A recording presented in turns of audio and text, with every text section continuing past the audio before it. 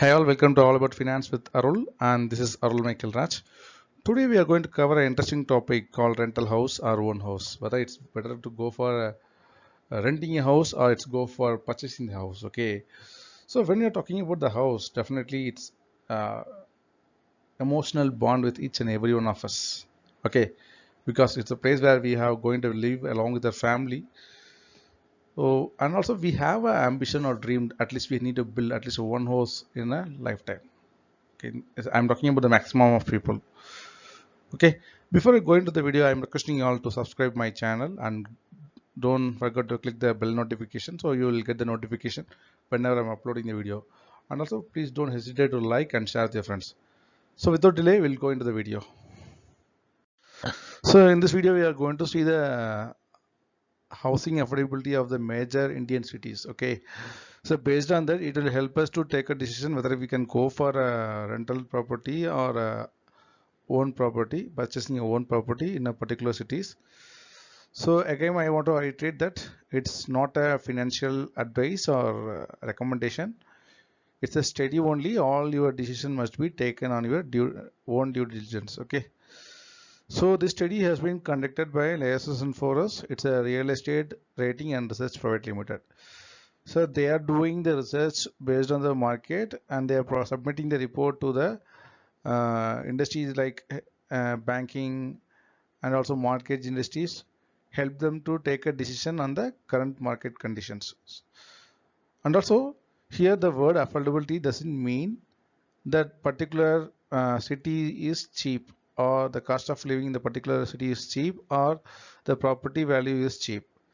Here the affordability means the rental yield of the particular city. Okay, definitely whenever you are going for the purchase of any property or anything, we should have accountable that what is the return on investment.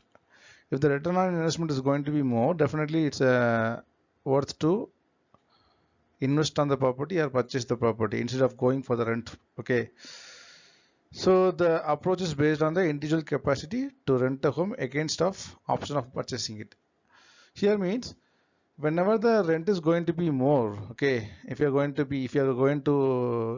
transferring to any metro cities, so you have option for purchasing or renting the property. You have an option, you have a question. So how we will take a decision when the rent is going to be more, that is below than EMI or in par with EMI. Okay, definitely we'll go for purchasing the property because we are going to pay the more rent. That means the yield we are obtaining from the property is going to be more. So we have option to purchase the property. So that's the way they are stating that individual capacity to rent a home instead of purchasing it. And also they have calculated that this affordability in terms of how many month of rent they have to pay in order to purchase the property. If you are going to stay in a home in a metro city, the property value is around x lakhs, x crores. Okay, if you are paying around 1 lakh rupee rent per month, which means it's 1 lakh is looking huge. We are going to pay around 50,000 per month for 3 BHK in a metro city. So definitely it's going to be around 200 months for us to own the property. So that's the way it will help us to take a decision whether we are going to purchase the property or we are going to rent the property. Okay. So this study has been conducted in 32 cities in India, the major cities, and they have considered around 41,000 projects for the study. Okay, as this is the real estate firm, they are know how about the market condition, what is the land cost, what is the property cost, and also they have a database regarding that rent earning from the property. Based on that, they are studying that the housing affordability of each and every cities, and they are ranking that same. Here I am giving the simple formula to understand the housing affordability, the value of the property divided by rental yield. Okay, rent received from the property. So example, take our example, the property value is 80 lakhs and we are going to pay the rent around 25,000 per month, which means around per year around 3 lakhs, right? So we are going to pay around 320 months of rent in order to purchase that 80 lakhs of property. Here we need to notice one word, the affordability not only calculated in terms of month, Okay, they are calculating that affordability in terms of the normalized rental yield. Okay, what is the maximum rental yield we are getting in the particular city? Based on that, which city is having the maximum rental yield? Okay, that city is going to be the most affordable city. So the first priority the city is giving for the rental yield, and next priority is going to be for the month. So I will explain you detailedly in the coming videos. Here we are going to see how the affordability has been calculated by the study. You can see the chart of all the chart showing the 32 cities along with the maximum travel distance from the city center to the project located in the outer part of city. The same way, each city have the different distance. Take the case of MMR is around 80 kilometer. The same way till Ranchi and Golpur is around less than 10 kilometer. We can see that. So once the distance has been calculated, they will divide the total distance into 5 equal parts called as band, 5 band. Band 0, band 1, band 2, band 3, band 4. So why they have divided this band? Because to calculate the normalized rental yield. Because we cannot generalize the city as one, because we have to take the B0 is the inner part of the city from 0 to 18. If we are dividing the total distance of Mumbai 80 divided by 5, we can have 18 kilometers, which means B1 is B0 having 0 to 18 kilometers, B2, B3, B4, B4 till B4. Okay, like 5 bands. And once the band has been calculated, they will calculate the rental yield of each and every band. The same way they will calculate the rental yield of all the 32 cities for all bands. They take the case of Tiruchirappalli, we are having around only 15 kilometers. Then each band will have 3 kilometers of radius, and the rental yield of each band will be calculated. So once the rental yield has been calculated, that's why you are stating that how the rental yield is calculated. The rental yield of all projects is divided into each band. Each band is divided into the band. The same way, the ranking of availability is calculated based on the normalized rental yield. I already told the normalized rental yield means the rental yield in all the 5 bands. Okay, that's the normalized. Through this, the affordability of each and every city has been calculated and ranked accordingly. Here, take the example of Bangalore. I have showing the Bangalore map. So the maximum travel distance from the center of city to the outer part of the Bangalore is uh, 50 kilometer. Okay, now as I told you already, this 50-kilometer maximum distance has been divided into 5 bands. From 0 to 10 will be the band 0, and next to 10 will be the band B1, B2, B3, B4. Okay, now how the affordability is calculated by the study is the normalized rental yield, which means the rental yield in each and every band should be high. It should not be like only one band is having a more rental yield and another band is having a least rental yield. Okay, normalized means the rental yield have should be high in all band. Okay, take example band 0, band 1, band 2, band 3, band 4. Like the same way, they will calculate the average rental yield in each and every band as per the normalized rental yield. It will be calculated. How the affordability will be achieved is which city have maximum of rental yield in all 5 bands. Okay, which again I'm repeating, which cities have maximum of rental yield in all 5 bands. Okay, like this way the affordability of the city is ranked. Okay, it's not like one band having above 7 percentage and remaining is having below 3 percentage.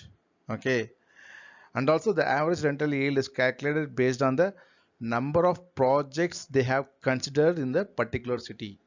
It not means the average of all these things. Okay, now the two things they have taken into consideration, they have taken the normalized rental yield in each band, and also the average yield they have calculated from the projects the study has undertaken. So we'll go and see the table and I will explain further. Here the table has been mentioned. Okay, listing out the all 32 cities. It will continue in the next page also. Okay, categories of tier 1 and tier 2. Okay, now as I told already in the map given for Bangalore, they have divided the each city's maximum distance into the 5 band. Okay, and also taken the rental yield of each and every band. Now the affordability rank has been attained by which city having the maximum rental yield in all bands. Okay, based on that only the affordability has been ranked.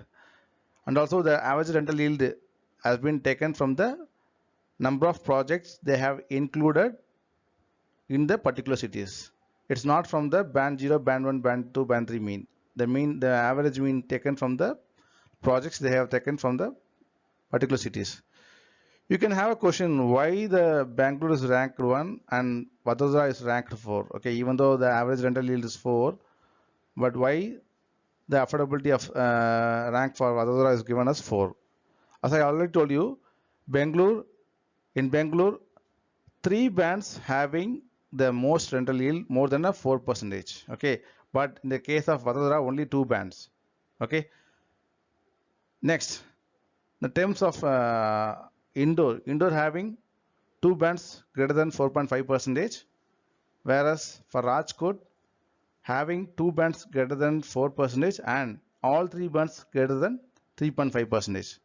Again, I am going to Vadodara. Why it's having ranked as 4?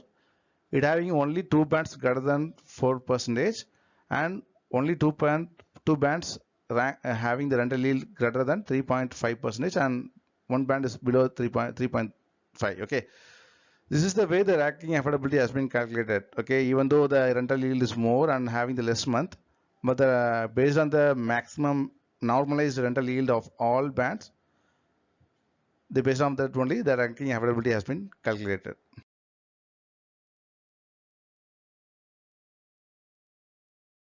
Here I am presenting the table format into the map format for the better understanding. Okay, I have pointed out each and every cities and the rental yield along with the total month of rent we need to be paid to own the property. Okay, so as I told already, as per the study, the most affordable city out of 32 is Bangalore, following by Indore, Rajkot, Vadodara, and the least affordable city is Vizag. Okay, Vizag, Bhubaneswar. The last one is Vizag. Okay, so the study has been conducted in such a way that 32 cities has been uh, accountable for the 52% of the urban population and also 55% of the country GDP. Okay, and also this 32 cities contributed around 80% of the housing mortgage industries.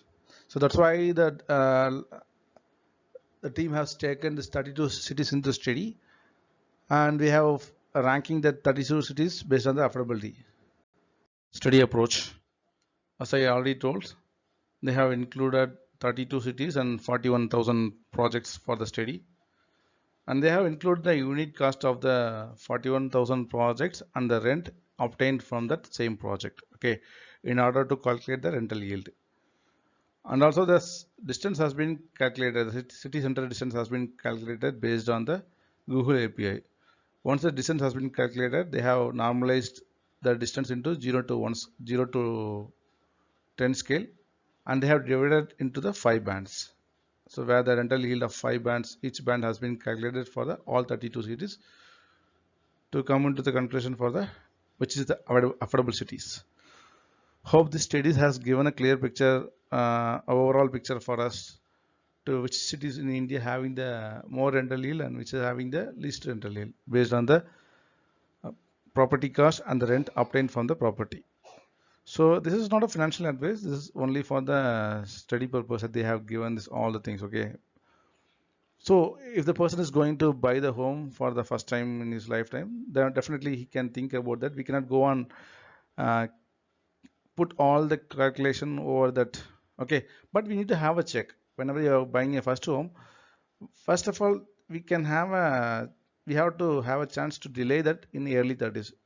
Especially if we are buying the home at early 30s, we can postpone that.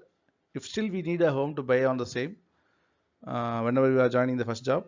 Don't have a check that the property should not be more than a 4 times of your family income. If you are earning around 20 lakhs, the property should not greater than 80 lakhs. And also you have to check that EMI should not greater than 30% of your monthly income. So when you are going beyond that, definitely we'll have a chance. We will miss the chance of investing and doing a recipe in other things. Okay. This is for the people who are buying the property, buying the home, first home, and the people who are buying the home a second time and more than a one times in the name of investment. Definitely, it's not going to be the good thing, or maybe in terms of investment I'm talking about. Okay, if they are going for the luxurious things, that's the case is different. But when you are putting the money in the housing, in the terms of investment, the rental yield is not going to be as par with the inflation rate. As we are having a 6.5%, even the rental is not crossing more than a 5%, which means we are losing the money value by investing in the housing. So we have to think twice before going for the second home or third home, because we have a lot of options available in the growing economy where we can have um, some decent yield over the inflation. If we don't know what do you mean inflation, I already uploaded the video on the same detailed video. Have given the video on inflation in below description link. You can go and check on the same. Okay.